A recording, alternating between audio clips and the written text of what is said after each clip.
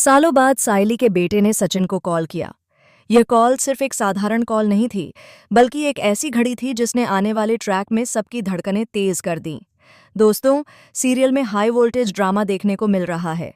कुछ समय पहले शो में लीप हुआ था और सायली प्रेग्नेंट हैं। लेकिन इस लीप ने सिर्फ सालों की कहानी को बढ़ाया नहीं, बल्कि नायक और नायिका के जीवन में उलझनों और रहस्यों का एक नया दौर भी शुरू कर दिया। लीप से पहले सचिन की गाड़ी का एक्सीडेंट हुआ था और सबने समझ लिया था कि वह अब कभी लौटकर नहीं आएंगे। उस हादसे ने सबकी दुनिया हिला दी थी। लेकिन सायली आज भी अपने प्यार और उम्मीद के साथ उनका इंतजार कर रही हैं। हर दिन उनकी आंखों में वही उम्मीद और धड़कनें जिंदा रहती हैं। इसी बीच उनके बेटे की मासूमियत की दुनिया अलग ही रंग भर रही थी। वह बच्चा जिसे पापा की याद और प्यार की कमी महसूस होती है, हर पल अपने पिता की आवाज़ सुनने के लिए बेचैन रहता है।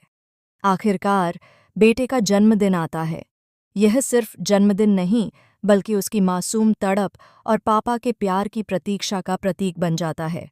बार बार वह शायरी और खेल खिलवाड़ के बीच अपने पापा का नंबर मांगता है।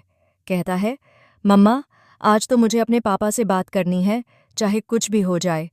उसकी मासूम आवाज़ और अनमोल उम्मीदें किसी भी दिल को पिघला सकती हैं।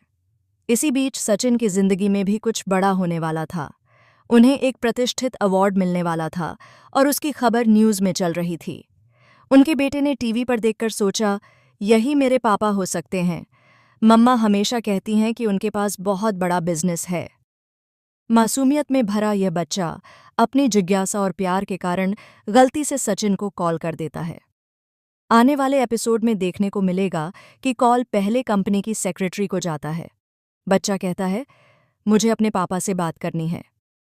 सेक्रेटरी को यह नहीं पता कि बच्चा कौन है, लेकिन इमरजेंसी का नाम लेकर वह सचिन से कॉल कनेक्ट करवा देती है। ये वही पल है जब सचिन की जिंदगी की कहानी में एक नया ट्विस्ट आता है।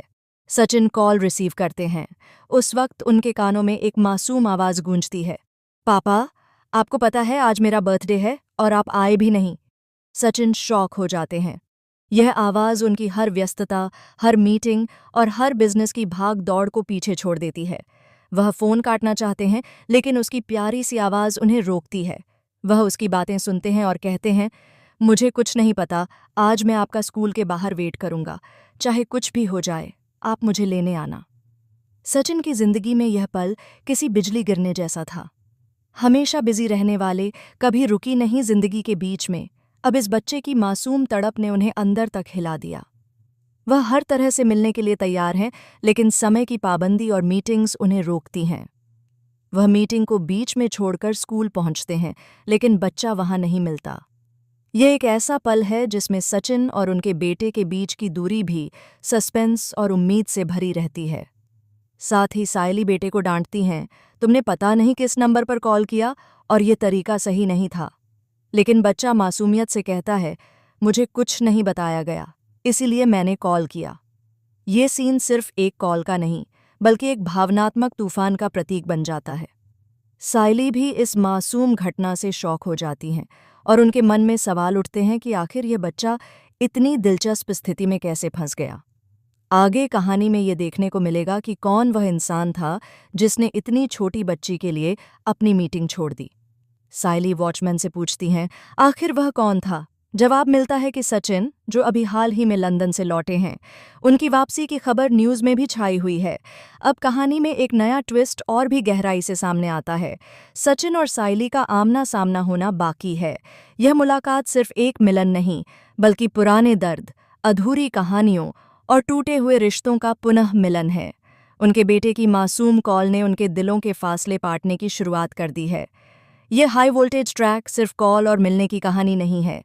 इसमें प्यार, विश्वास, उम्मीद और कुछ छुपे हुए राज भी हैं। अब सवाल यह है कि क्या सचिन और सायली की पुरानी जटिलताएं इस मिलन में बाधा डालेंगी, या यह मुलाकात नए रिश्तों और नई खुशियों की शुरुआत साबित होगी? ये सब अगले एपिसोड में देखने को मिलेगा, जहां हर पल सस्पेंस, इमोशन और ट्विस्ट से भरा होगा।